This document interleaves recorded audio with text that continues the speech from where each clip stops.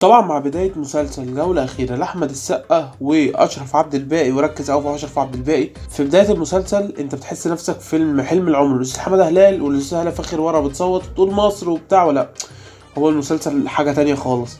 وحلاوة المسلسل إن هو مش تقليدي. يعني مثلا مش عايز أحرق، بس في مشهد كده هتبقى أنت متوقع إن أحمد السقا مثلا كالبطل هو اللي لازم يكسب، لا هيخسر. فده في أي فيلم او اي مسلسل او اي حاجه مصريه بالذات بتلاقي الحاجه متوقعه. يعني عارف انت جعفر العمدة اتظلم في اول مسلسل، في اخر مسلسل هيلاقي ابنه، متوقعه جدا. ولكن دي المخرج والكاتب قال لك لا تعالى ناخد الناس في لفه شويه، نحسسهم اللي هو هيفوز لا وهيخسر عادي. دي حلاوه الحاجات اللي مش متوقعه. ولكن مسلسل لذيذ برضه. يعني احمد السقا عامل دور كويس، بس احمد السقا ما اعرفش حاسه كده كبر الصراحه. يعني من ساعه مسلسل حرب اللي كان سنه فاتت 15 حلقه، وانا حاسس ان احمد السقا في حته تانية، يعني مش في الفورمه.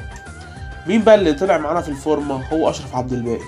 يعني ممكن نقول اشرف عبد الباقي ما عملش دور جد في حياته خالص. الدور ده حسسني، عارف اللي هو عارف انت شريف منير في الزيبق، هو كان اشرف عبد الباقي الشخصيه الجد وبتاع، وحاول يحلي في نفسه شويه في افيه واتنين وبتاع. ولكن اشرف عبد الباقي الصراحه عامل دور كويس، والدور هيخليه يدخل مجال تاني، زي احمد فهمي لما عمل دور في العارف ودخله مجال تاني، ان هو عمل افلام لوحده ومسلسل سفاح الجيزه. اشرف عبد الباقي انا متوقع له الصراحه نفس الخطوه دي. واللي دور عجبني شبكه هتعرفوه في المسلسل، عشان كده بقول لكم اتفرج على المسلسل.